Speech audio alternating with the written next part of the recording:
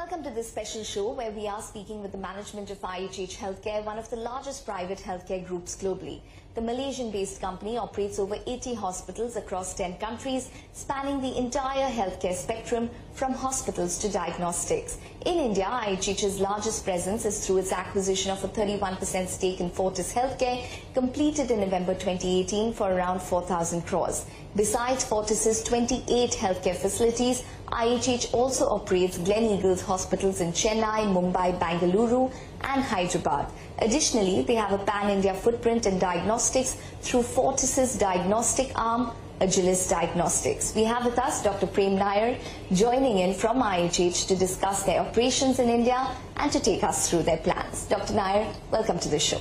Let's begin with Fortis. You hold 31% stake in Fortis. You acquired the company, IHH acquired the company in November 2018.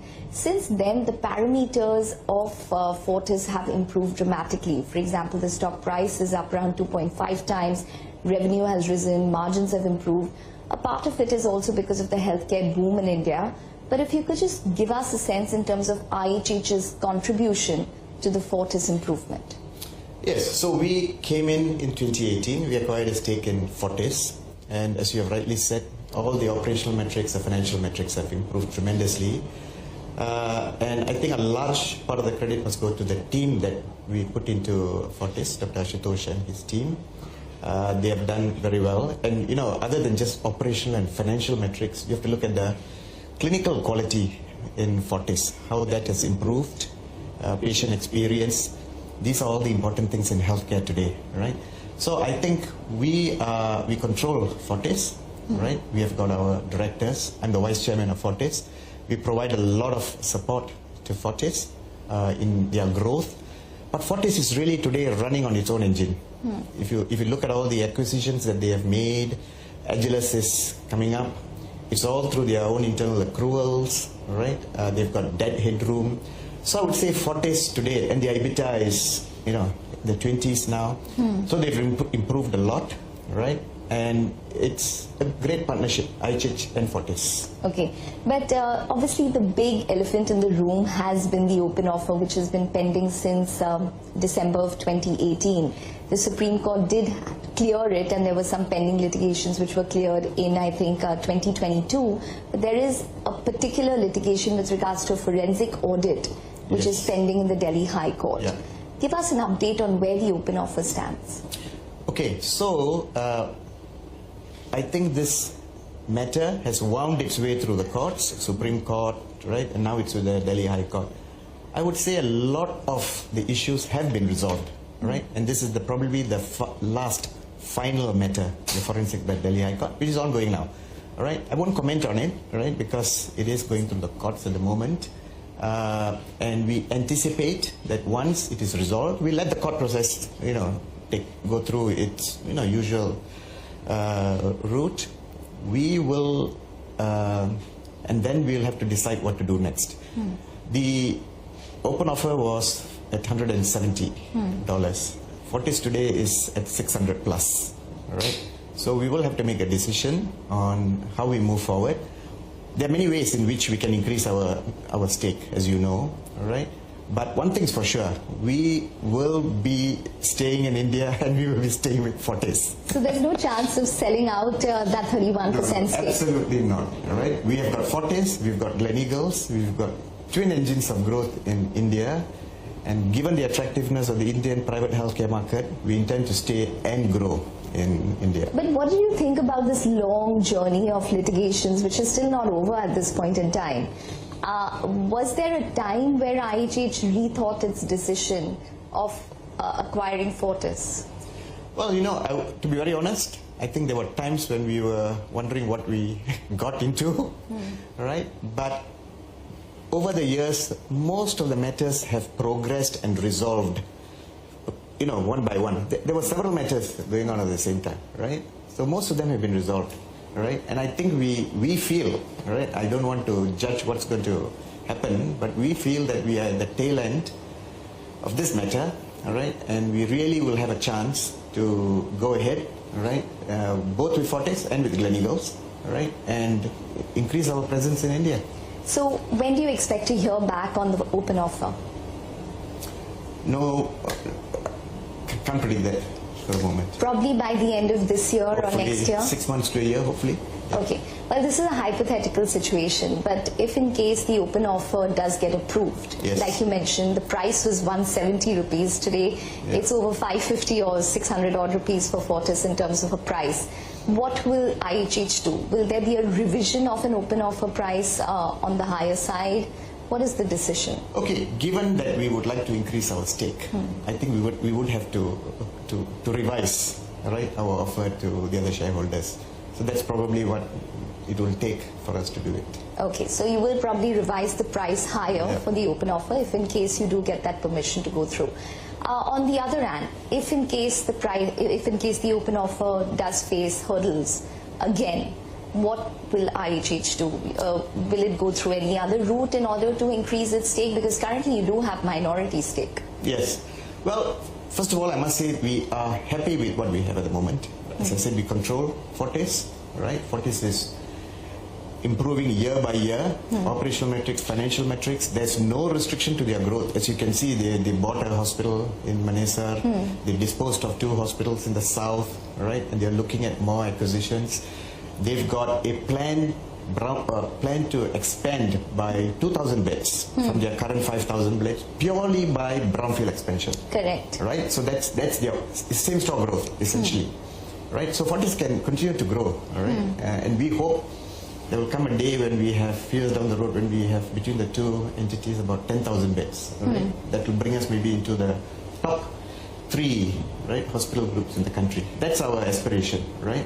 So I think Fortis can, even with the stake we have now and the current growth trajectory of Fortis, it will continue to grow, right? But of course, we would like to increase our stake, either increase the open offer, we can do a creep, all right? Creeping acquisition, 5% every year. We can do that, 5% every year, we can do that. Down the road, maybe we can look at folding Gleneagles into Fortis. That's another option.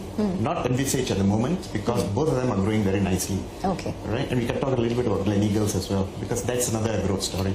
Okay, so a buyback, creeping acquisition, all of these are probably on the cards if in case the open offer does not go through as planned. Yeah. Okay, and possible merger of Gleneagles as well as Fortis could be something that you could consider later. Yeah.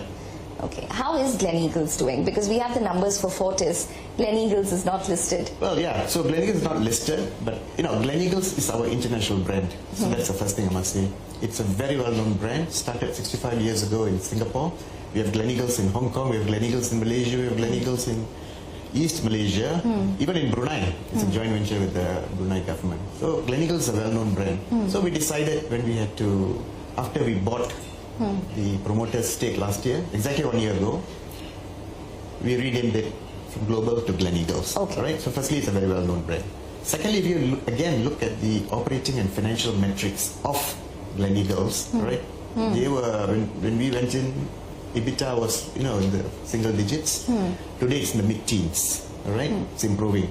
We have revamped all the hospitals. If you now walk into the lobby of Gleneagles Hospital, you see the consistent Gleneagles look, right? Correct. We have brought in a lot of equipment, CAPEX, right? MRIs, CT scans, PET CTs, all these are equipment that you will find in a Gleneagles Hospital today. And they do some really cutting edge work. Gleneagles does one of the highest transplants in the country. Okay. And not just liver transplant. In Mumbai here, they do limb transplants, you know, Okay. people who have got severe limbs.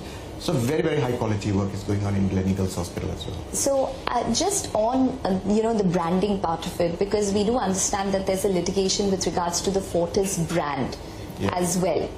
You had that problem with the diagnostics arm and then you rebranded it to Agilis. But your Fortis brand, what is the current pending litigation? And is there a plan to rebrand the Fortis hospital chain in India? We would like to keep the Fortis name, right? It's a well-known name, right? But you're right, there is also litigation involving the Fortis. There was also SRL, and that's why we rebranded it to Agilis. Yes. So that's also winding its way through the courts, all right? And we will see the outcome, all right? the Fortis name will be up for sale, all right? And if possible, we will acquire it. And by when would we hear on this particular litigation? I think that's also within the next 1 year. Okay. And what about the forensic audit?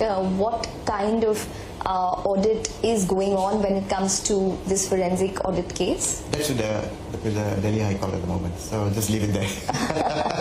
Okay, all right. Well, we spoke about the entire rebranding exercise, and that's what took place with Agilus, your diagnostic arm, and now we have Fortis, which is buying the remaining stake of around, I think, 31% of private equity. What do you feel about that, considering that the private equities did not get any kind of exit since 2012? Okay, so my personal view on the diagnostic business is that it is integral to a healthcare delivery organization, to large healthcare organizations.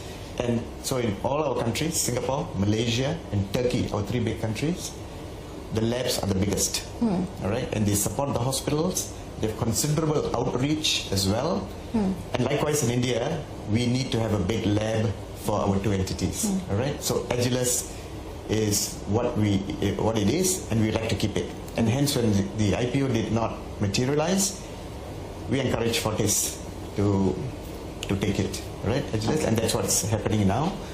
Agilus is probably the second or the third biggest lab in the country, by my reckoning. And we again certainly would like to build it up. And the lab business today is just not consumer business, which is very big in India, not necessarily so in other countries. It's very big in supporting hospitals, right, for the high-end work they do. But there's an element of the laboratory business that is very exciting. And this is what I call the high-tech lab business. Molecular genetics, genomics, precision medicine, and all of these are required to support oncology primarily. Correct. And oncology, as you know, if you look at the specialty mix of private hospitals in India, all right, used to be heavily weighted towards cardiology and neurology, neurosurgery. Today it's shifting to oncology. And oncology requires accurate diagnosis, all right, before treatment can commence. And that's where molecular genetics, precision medicine comes in. So we would like to bring up our laboratories to that level. And for that reason, we have also created IHH laboratories, all right, which is at the group level, all right, and will support the in-country laboratories, all right, to move up the technology ladder. Okay. You did mention that the IPO for Agilus has been put on the back burner. Any plans to revive it? No, it's off for the moment. Yeah. It's off forever or for the moment? Yeah. Well, I would say I don't see an IPO happening. Why is that? Well, because Agilus will now become a fully owned subsidiary of Fortis. So you would you look to monetize the diagnostic business? Not really. I think our plan is to have a fully integrated healthcare organization, right? Like in all the other countries. Our laboratories are very well integrated into the business. And I think we would like to do the same. All of them are wholly owned subsidiaries world over. So you want that similar plan to be executed in India as well. Yeah, and we want IHH labs to have oversight to help them all grow. Okay. We want to set up reference labs in India, in Malaysia, in Turkey, all right, to do some of these things. But the entire business itself has been underperforming as compared to, say, the other peers in the business. Yeah. You know, revenue was up only around 2%. Margins are lower than what the peer set is. What is the plan to improve it? So, Agilus, if you look at their business compared to the other labs, they were very heavily into consumer laboratory business, all right? They, to a certain extent, I would say they maybe even overextended, right, into the consumer business. So we have now got a business plan. This year is a year of consolidation, and you will find that Agilus, the operating metrics are already improving. We are seeing it now, all right? And then we want to reposition them to support our large hospitals, all our hospitals. We've got Fortis, we've got Gleneagles, and to go for more of the hospital business. All right, lots of more questions with regards to IHH and their plans in India. We'll take a short break and be back with more. You're still tuned into the special show. We're in conversation with the management of IHH HealthCare. Now, what I am gathering is that you're extremely bullish on the India story, the India healthcare story when it comes to hospitals as well as diagnostics for IHH. You're not looking to sell out your stake in Fortis either. Give us a sense in terms of the expansion plans that you have in India. You have around over 30 facilities, We have 34 hospitals facilities between our two assets. Yeah. So, you know, I've been on record as saying India is a fantastic market for growth in healthcare. All right. Even the government, I noticed, I was looking at some of the budget statements and all that, they're also pumping more money into healthcare. So I think there's a general lifting of the whole healthcare industry. But India, private healthcare will always be very big, right? And supported by payers as well, right? So we see India, right, as probably our biggest growth market. India's got all the secular trends, right, that favor this, right? And we know that increasingly affluent population, middle income, maybe the largest middle income population in the world, 300, 400 million people, all right? Chronic diseases, unfortunately, genetically, there are lots of chronic diseases in India as well. Payers, all right, increasing payer market. And here you have got everything from civil service insurance to government insurance schemes to local private to international insurance. More and more expatriates come in, so the Bupas, the EXA PPPs, they're all here. So we see all of them in India, right? So I think payer market. So these are all the factors that I think would be very good for growth. So we intend to ride that growth, right? And we currently are in 12 of the 28 Indian states. Okay. That's slightly less than half. So that gives you an indication of how we can expand, right? For example, Gleneagles is predominantly in the south. They can expand further down to Kerala, to Karnataka, to Telangana. They can expand there.